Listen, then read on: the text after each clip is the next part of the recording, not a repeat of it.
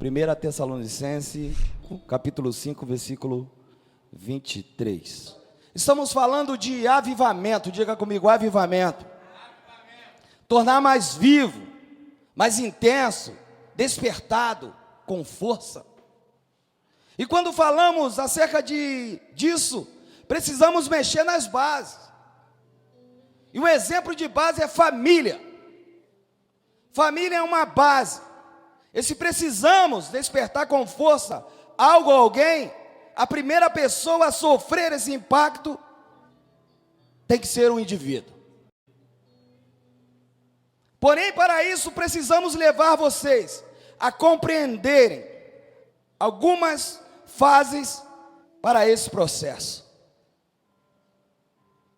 Temos levado vocês a descobrirem as áreas que precisam de ajustes para uma vida mais viva em Cristo. Em casa, no trabalho, na faculdade, seja por onde você andar.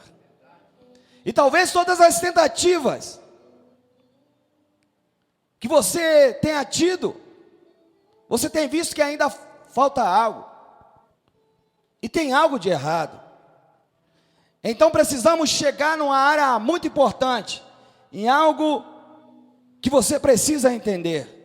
Precisamos chegar no ser triuno e destrinchar onde possa estar o seu problema. E a pergunta que não quer calar é: você se conhece? Olha para a pessoa que está ao seu lado e pergunte para ela: você se conhece? Com a sua Bíblia aberta aí em 1 Tessalonicenses, versículo 5, 23, eu quero ler para você.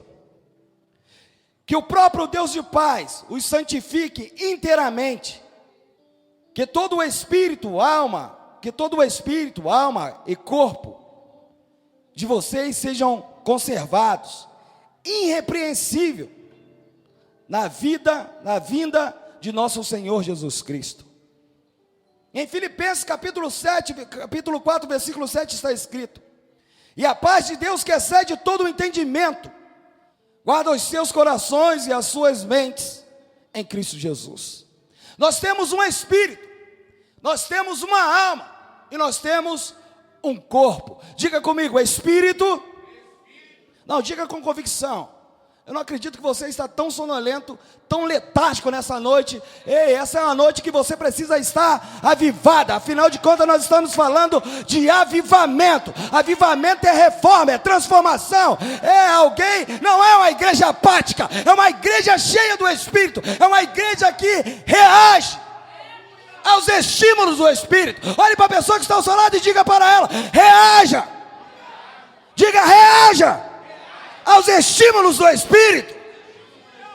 Quebra essa apatia espiritual. Amém ou não amém? Então diga comigo: espírito, alma e corpo, mente e coração. Nós somos um ser triuno. Nós temos um espírito. Obrigado, Valência. Nós temos um espírito, nós temos uma alma, nós temos um corpo e nós temos dois conectores: mente e coração. E nós estamos aqui falando de avivamento. E aqui se encontram as questões da vida. Porque uma vida inteira foi tratado o avivamento apenas na dimensão do Espírito. E eu quero fazer uma dinâmica rápida com vocês aqui. Vem cá, Marcinho, Adriana e o Portes. Cadê o Portes? Hã? Ah, então vem cá, Gabriel. Então vamos trocar. Você vai ser o corpo. Deixa o Gabriel o espírito. Você vai ser uma alma bem fragmentada. Você um corpo bem fragmentado. Você vai ser um espírito bem avivado. Amém? Aqui está o espírito. Olha aqui o espírito, ó. Vestido de Capitão América, forte, robusto. Aqui está uma alma. Olha como é que ela está, fragmentada. Aqui está um corpo destruído, porque o corpo é o reflexo da alma. Entenda algo: o espírito, o avivamento, nós fomos ensinados que o avivamento se dava em uma dimensão só, na dimensão do espírito. E o espírito, ele foi avivado, mas esse avivamento não chegou até a alma. das emoções. Não chegou até o corpo, que manifesta aquilo que é a alma, como a alma está.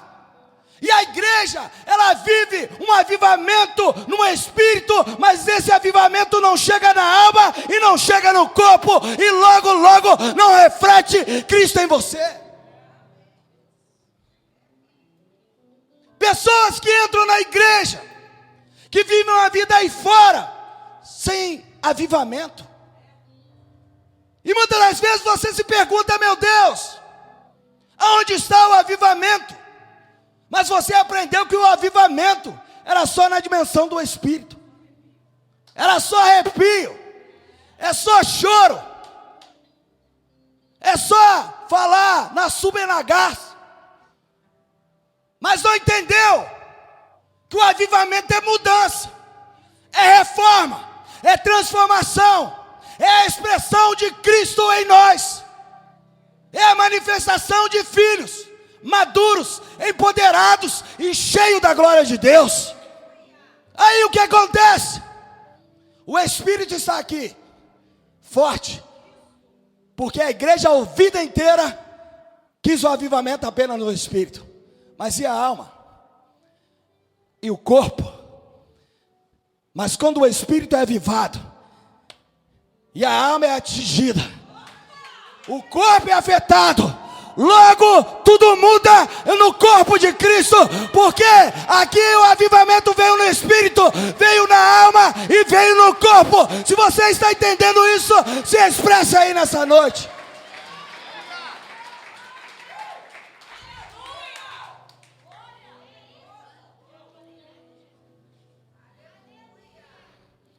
A alma é o centro das emoções. Se o Espírito recebe o avivamento, e o que acontece com a alma? E é por isso que você entra na igreja e fala um laba lá, e quando você chega ali fora, você está mal do jeito que você entrou. Porque você entendeu que o teu espírito ele está forte, mas e tua alma? E o teu corpo e o resto? O que você faz com a frustração? Com a decepção, com os traumas que você viveu? Isso fica tudo na alma. O que você faz com a traição que você sofreu? Isso não está na dimensão do Espírito, isso está na dimensão da alma. E a alma está doente,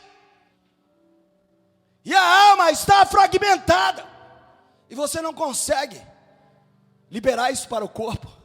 É por isso que você conhece tanto crente derrotado, porque querem um avivamento no Espírito, mas não querem a cura da alma. E para a alma ser curada precisa haver uma cura interior. E cura interior começa de dentro para fora e não de fora para dentro. E aí vem o corpo. E o crente anda com cara de derrotado. E o crente anda com cara de abatido. E o crente anda com medo. Porque eu quero falar para você, o medo é a afirmação de que o diabo tem razão e Deus é alguém pequeno. Medo das coisas, medo da vida, medo do que vai acontecer no futuro. Só que eu quero dizer para você, quando você tem medo, você esquece do Deus que você serve, porque o Deus que você serve é alguém poderoso, é alguém que nunca perdeu uma batalha, é alguém vitorioso. E medo de quê? Medo de quem? Porque é uma alma fragmentada, uma alma doente. E o salmista, quando estava com a sua alma fragmentada, doente, ele orava: o Senhor é o meu pastor, e nada me faltará. Deitar-me faz em verde espaço, guia-me mansamente às águas tranquilas, e refrigera a minha alma. E tem gente que entrou aqui nessa noite precisando de ter a sua alma refrigerada pelo Espírito Santo, precisando de ter a sua alma avivada, reformada, transformada e ajustada. Quantos estão entendendo essa palavra aqui nessa noite? Como se tornar mais vivo, apóstolo? mais dinâmico, com uma alma doente, como uma alma adoecida. E aqui o ponto-chave da história. Porque precisamos de libertação, diga, precisamos, não, diga com força, precisamos de libertação. Porque precisamos libertar. Porque precisamos liberar. Porque precisamos eliminar. E aí entra outro problema na igreja. Porque eu falei de eu falei de que cadê? Só tem a profeta Michele aqui. Eu falei que nós precisamos de libertação. E aí, o espírito de religiosidade já começa a se agitar. Porque logo aí no teu banco você vai falar, eu não preciso de libertação porque eu sou crente. Porque eu já recebi Jesus. Meu irmão, deixa eu te falar algo. Calma aí, existe um conceito de libertação apenas em uma dimensão também. Por quê? Porque quando você fala em libertação, você associa libertação com manifestação e possessão demoníaca. E quem falou que só precisam ser libertos aqueles que têm possessão demoníaca? Aqueles que colocam a mão para trás e falam, meu nome é fulano. Quem falou isso? A libertação precisa ser nos 3 estágios, nas 3 dimensões, espírito, alma e corpo. Talvez você não manifesta a possessão demoníaca, mas manifesta a ferida da alma, o trauma, o rasgo. Na mente e no coração, que são os 2 conectores. Se a sua mente não for limpa e o seu coração não for puro, não tem como você ser um crente avivado. Porque eles são os conectores do seu ser integral, espírito, alma e corpo. Quantos estão aqui nessa noite? Amém. Aleluia, quantos estão entendendo essa palavra? Amém. E o que é libertação? É colocar em liberdade. É liberação. Então diga comigo, libertação é colocar em liberdade, é liberação. Então você precisa se libertar, você precisa liberar tudo aquilo que está dentro de você, e que te oprime, e que aflige a tua alma, e que fragmenta o teu ser espiritual. Diga comigo nessa noite, essa é uma noite de libertação. Eu preciso liberar nessa noite. Pessoas que são desmotivadas a todo momento, libera essa desmotivação. Seja livre disso, você não pode ser bipolar. Uma hora você está motivado, outra hora você não está. Pessoas bipolares espiritualmente, uma hora está cheia do fogo, outra hora estão mais geladas do que um iceberg. Uma hora dão glória, outra hora xingam palavrão. Uma hora pisa na cabeça do diabo, outra hora está jantando com o diabo. Bipolaridade espiritual. Pessoas que têm dobre ânimo, dupla personalidade. Mas essa noite eu quero falar para você, o seu espírito será afetado, sua alma será afetada por essa palavra, e o seu corpo. Tu terás uma mente de Cristo e um coração puro. Amém ou não amém?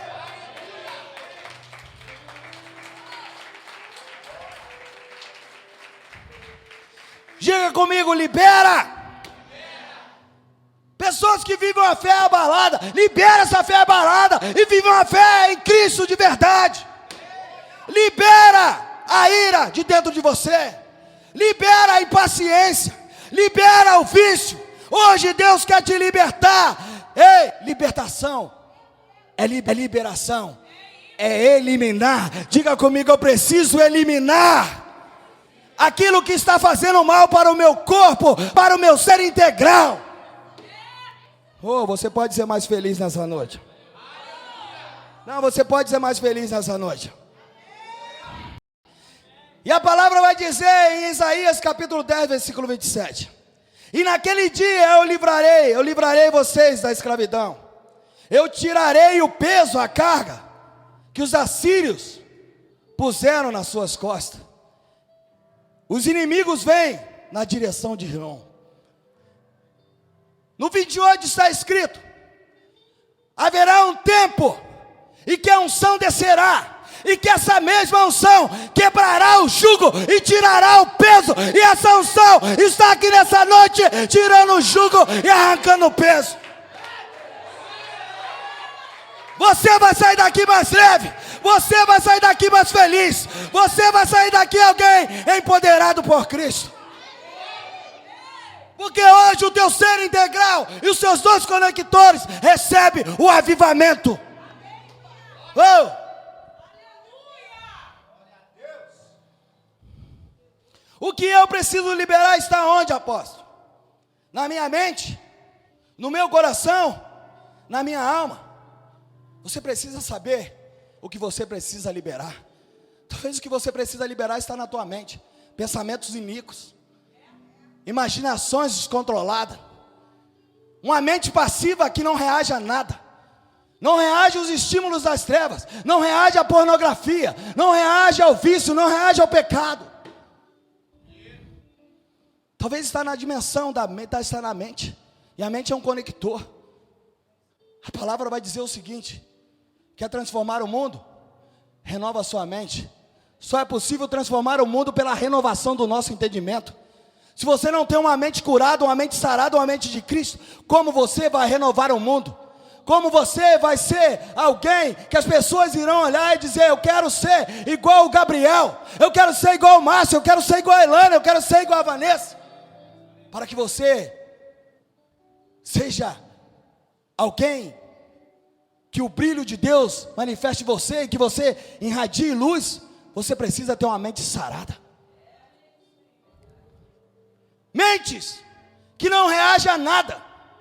Todos os dados, todos os pensamentos, todos os estímulos de Satanás, você aceita e você tem uma mente passiva. Aí você pergunta: o que está acontecendo comigo? Se eu vou na igreja todos os dias, não adianta você estar aqui e a sua mente está lá fora. Não adianta você estar aqui e não controlar as suas imaginações. Crente que imaginam tudo, só não imagina estar na presença de Deus. E você precisa orar o Salmo 91. Nem seta que voa de dia, nem praga que se propaga na escuridão, nem mortandade que assola o meu dia não me atingirá. Praga nenhuma chegará até a minha tenda, porque a minha mente é uma mente de Cristo. Crentes com personalidade fraca, dobre ânimo, não conseguem contagiar, mas são contaminados. Se tem uma roda onde está xingando, falando palavrão, cantando música do mundo, bebendo, você está, e você acha normal. Por quê? Porque a sua mente não foi afetada. Você não tem a mente de Cristo. Coloque a mão na sua cabeça aí nessa noite. Oi, coloque a mão na sua cabeça e declare: a partir de hoje, eu vou sair daqui com a mente de Cristo, com a mente renovada, reagindo aos estímulos de Satanás. Talvez o que você precisa liberar está na sua alma. Uma alma cheia de ódio, uma alma fragmentada porque sofreu abandono, uma alma fragmentada porque foi traumatizada, uma alma fragmentada porque foi rejeitada. O espírito de rejeição é o mal desse século. Muitos crentes doentes por causa da rejeição. Foi rejeitado pelo pai, foi rejeitado pelo namorado, foi rejeitado pela mãe, foi rejeitado pela família. E uma alma fragmentada, dolorida. E quando entra num casamento, a rejeição impede de viver uma vida saudável, um casamento saudável e uma família saudável. Mas nós estamos aqui nessa noite para mexer nas bases. Diga comigo: nós estamos aqui para mexermos nas bases. E uma das bases é a família. E eu estou fundamentando essa palavra, porque a semana que vem eu vou pregar sobre as 5 linguagens do perdão. Não adianta eu pregar sobre as 5 linguagens do perdão, se você não sabe que tem que liberar aí dentro. Se você está todo dolorido, fragmentado. Meu irmão, você pode ser cheio do Espírito, mas como fazer com amargura, hein? Hein, crente? Você pode pular, você pode sapatear, rodar, pregar, profetizar. E o que você faz com a amargura quando você sai do culto? E o que você faz com a amargura quando você sai do movimento de oração? E o que você faz com a mágoa quando você sai do meio do corpo de Cristo? Hein, crente? Aí toda a glória, todo mover, cai por terra. Por quê? Porque a sua alma está fragmentada, e você não consegue liberar a mágoa, você não consegue liberar a amargura, porque alguém te feriu, alguém te machucou, alguém fez com que você um dia desejasse até a morte.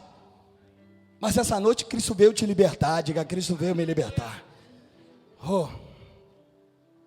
Como eu faço para liberar e ser livre, viver em liberdade? Aí entra a chave: perdoando. Diga comigo: o que eu faço para liberar e libertar? Perdoando. O perdão. O perdão é a chave para tudo. Você sabia, quando você não perdoa, você está preso, você está em cadeia. E tem um monte de gente presa em cadeia porque não liberou perdão. E um monte de crente que quer libertar o ímpio lá fora, mas está preso. Preso não liberta preso. Você já viu preso libertar preso? Preso não tem condições de libertar preso, porque você está preso. Aí você prega o evangelho para alguém e não surte efeito nenhum. Você passa e as pessoas nem reconhecem que você é crente, porque você está preso. E todo preso é igual. Todo preso veste a mesma roupa. Todo preso come na mesma hora. Todo preso fica junto. Todo preso fica no átrio. Mas aqueles que são livres não ficam no átrio. Eles ficam no Santo dos Santos, no lugar da adoração e da presença. Tem muito crente no átrio porque está preso. Não consegue ir para o lugar santo, nem para o Santo dos Santos. Então catuque o irmão que está ao seu lado e diga: essa é uma noite de libertação. Falar libertação é uma dificuldade dentro da igreja, porque você acha que você não precisa de libertação. Mas olha a tua vida. Olha a sua vida cotidiana. Faz uma retrospectiva rápida aí dessa semana que passou, ou desse mês. Você vai ver o quanto você precisa ser liberta. Quantas coisas você fez que não são atitudes de crente. Quantas vezes você crucificou Jesus durante esse mês? Quantas vezes você deu mau testemunho? Quantas vezes você abriu a boca para ofender? E quando você chega dentro da igreja, você quer abrir a tua boca e dizer glória a Deus, do mesmo manancial não sai água doce e água amarga. Quantas vezes você falou mal de alguém? Quantas vezes você falou mal do seu líder? Quantas vezes você falou mal daqueles que convivem com você? Ei, meu irmão, e aonde está Deus nisso? Diga comigo: e aonde está Deus nisso?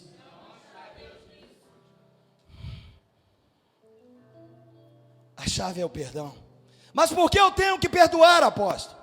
Porque é o início de uma vida leve, e você ser livre do jugo, da carga. A carga interna, ela é mais pesada do que a carga externa. E o início de tudo é o perdão. Se você não decide soltar as traves do perdão, você nunca viverá em liberdade. Então você precisa soltar as traves do perdão. Você não ouviu? Eu disse que você precisa soltar as traves do perdão. Perdão para os outros, perdão para o marido, perdão para a esposa, perdão para os pais, perdão para você mesmo. Tem gente que não se perdoa. Você precisa se perdoar, porque você precisa se liberar.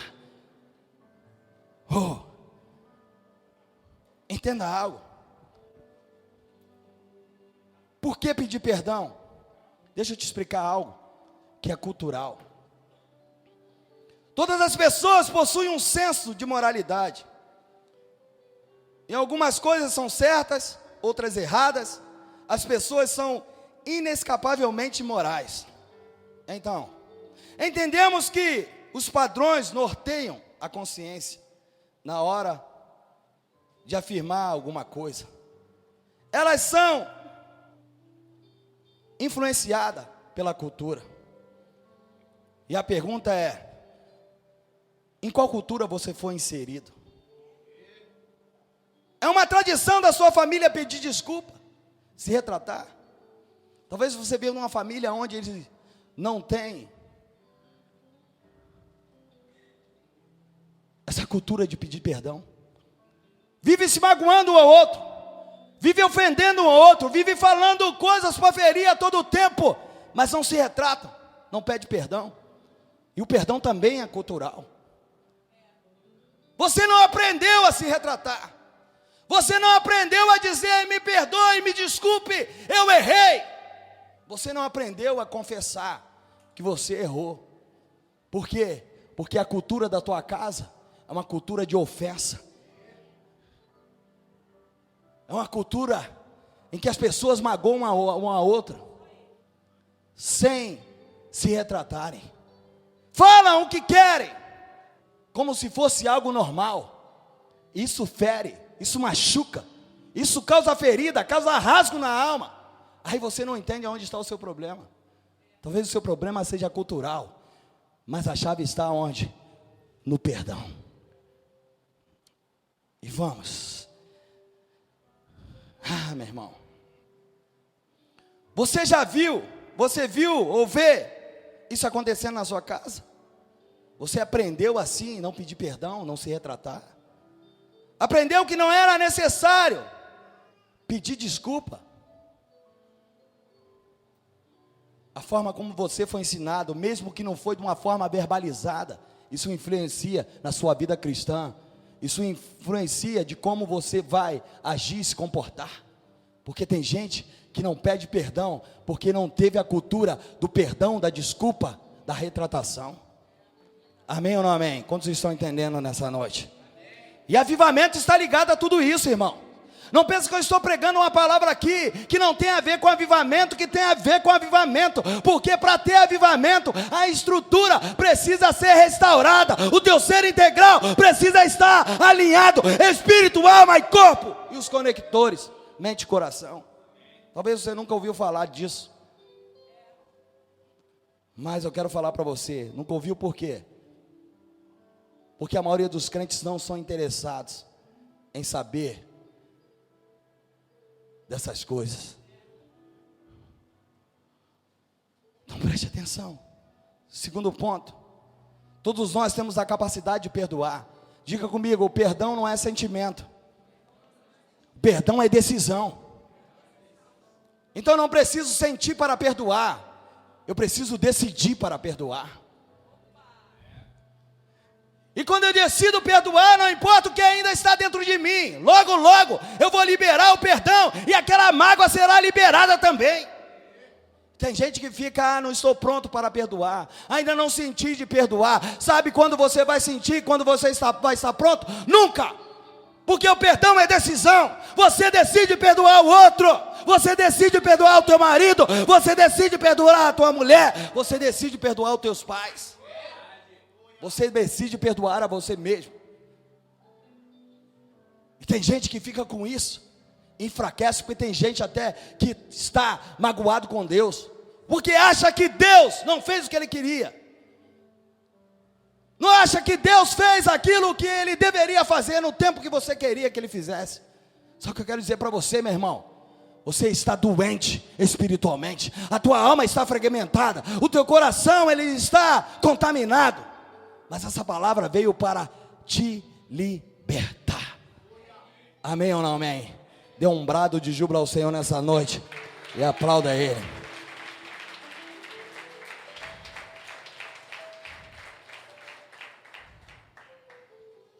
Quando que cometemos erros em alguma coisa? Todas as vezes cometemos erro, a nossa consciência, ela nos avisa que devemos nos reconciliar. Quanto mais íntimo for o relacionamento, mais rápido nós temos que resolver. Exemplo: quando o marido trata a esposa de maneira injusta, o coração dessa mulher, mesmo magoado e ofendido, se divide pelo desejo de justiça e o desejo de perdão. Ela quer que ele pague pelos seus erros, mas anseia pela reconciliação. Por quê?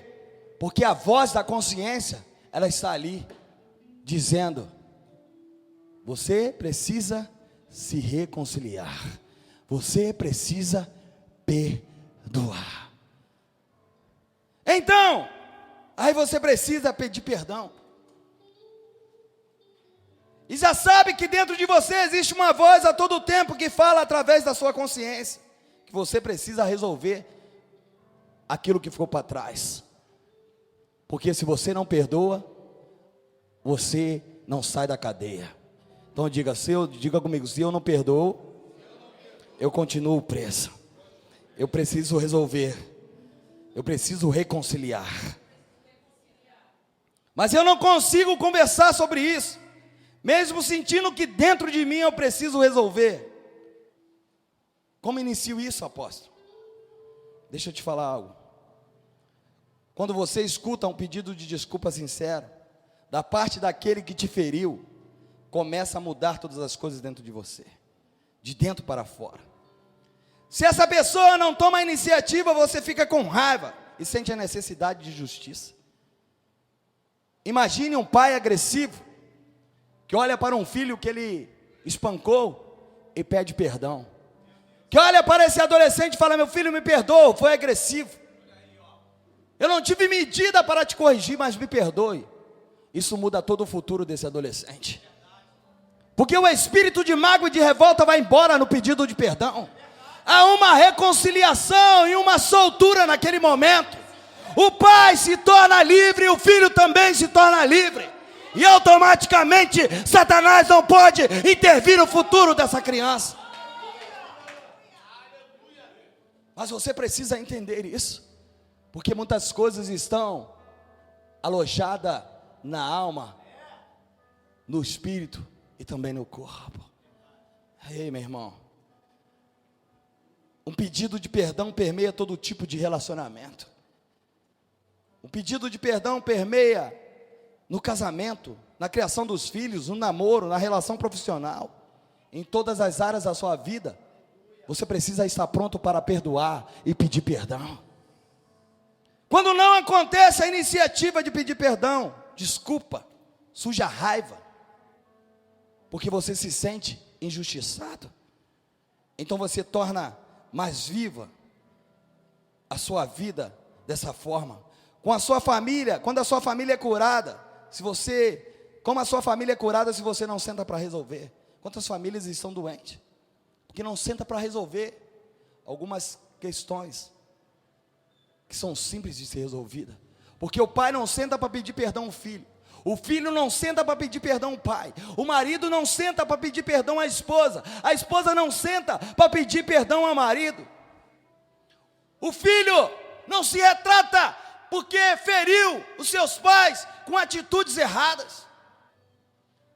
Tudo poderia ser diferente se houvesse o perdão dentro da família. Quantas pessoas foram abusadas moralmente, tiveram a sua vida moral violada. Por quê? Porque convive com alguém que não tem um senso de retratação. E acha que você tem que aceitar todas as coisas. E as famílias vão ficando doentes. Os casamentos vão se acabando. A vida vai se tornando uma vida de aparência. As coisas vão se degradando. Os filhos vão se perdendo. Os pais vão se afastando. E a família sendo destruída. E aonde está o avivamento? Se você errou, peça desculpa.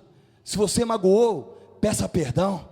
Se você feriu, se retrate, porque a cura virá sobre a tua casa. Essa é uma noite de libertação. Libere esse perdão que está dentro de você. Ei, essa é uma noite que você precisa liberar essa mágoa que está aí dentro. Casamento e casais que vivem de aparência. Mostra uma coisa na rua, mas dentro de casa vivem separados.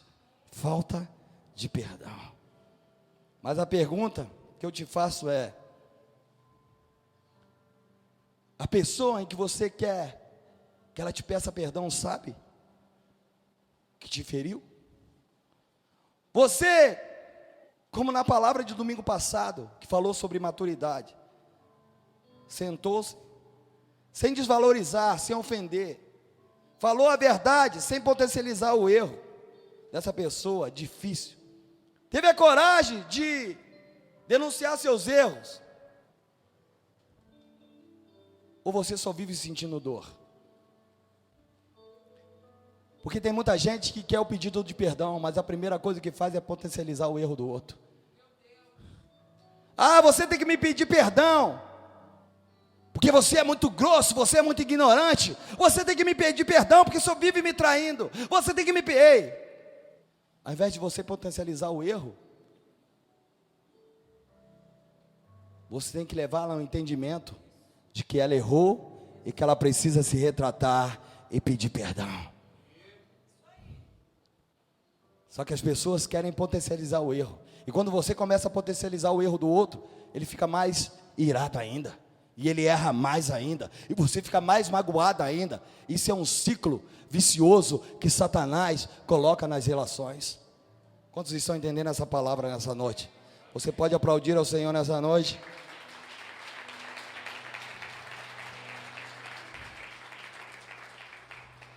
Você comenta com todo mundo, mas não fala com quem você precisaria falar.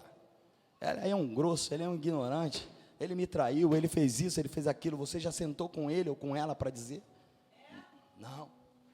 Por quê? Porque você prefere falar para pessoas que não tem nada a ver. E o mais interessado em saber que você está magoado, você não fala. Você é capaz de conceder perdão. Diga comigo, eu sou capaz de conceder perdão. Mesmo quando a outra pessoa não pede. Olha o que a palavra vai dizer aqui.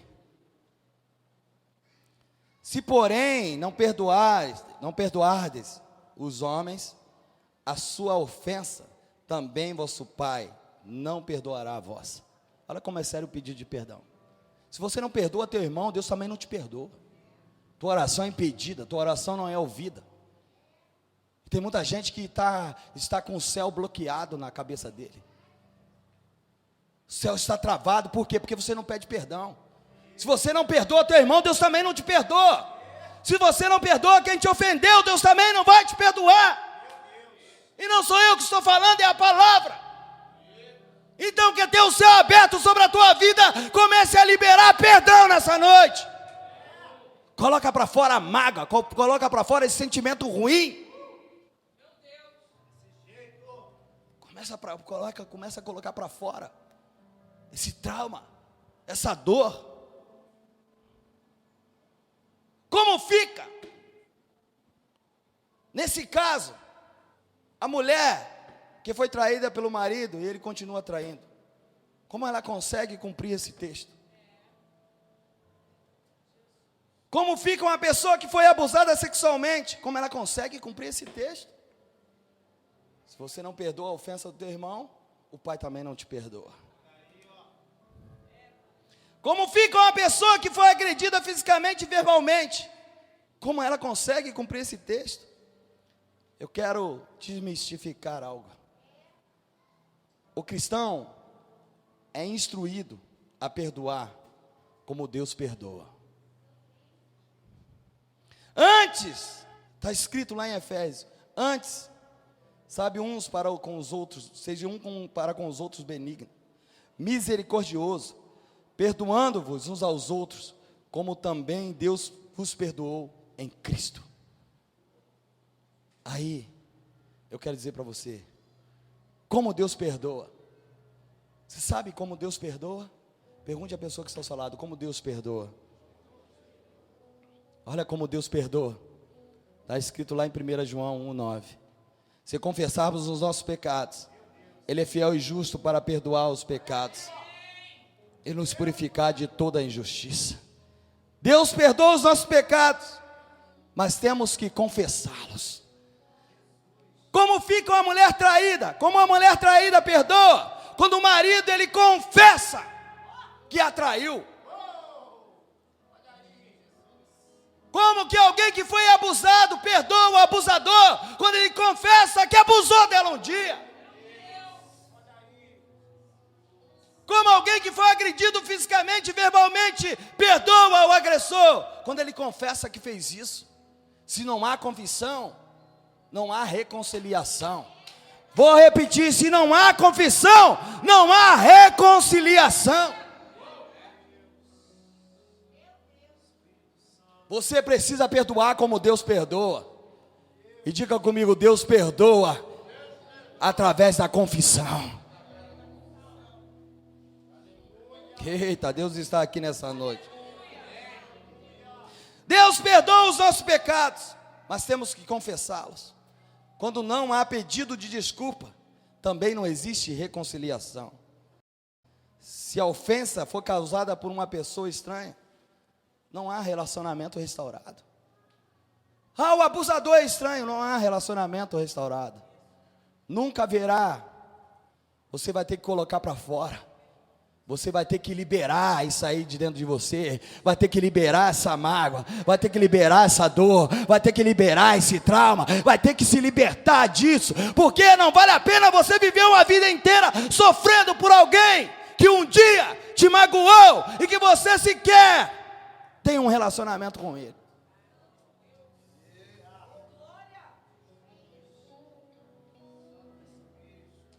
Você precisa liberar perdão. Essa é uma palavra que vem mexer com a tua metanoia. Essa é uma palavra que veio te curar. Não é para você pular, não é para você gritar, não é para você sair daqui pulando, porque você precisa de um avivamento no teu ser integral. Talvez você entrou aqui falando, hoje eu vim receber uma palavra, eu precisava ouvir Deus falar. Deus está falando com você, perdoe. Perdoe. Perdoe. Se você quer viver as promessas, perdoe. Se você quer viver a transformação, perdoe. Se você quer viver a restauração na sua vida, perdoe. Se você quer viver a restituição financeira, perdoe. Se você quer que as portas se abram para você, perdoe. Se você quer viver uma vida de glória em glória, perdoe. Perdoe. Porque a maior resposta que você possa ter no mundo espiritual é o perdão liberado e a sua vida liberada, as cadeias quebradas, as áreas que estão cativas da sua vida sendo quebrantadas.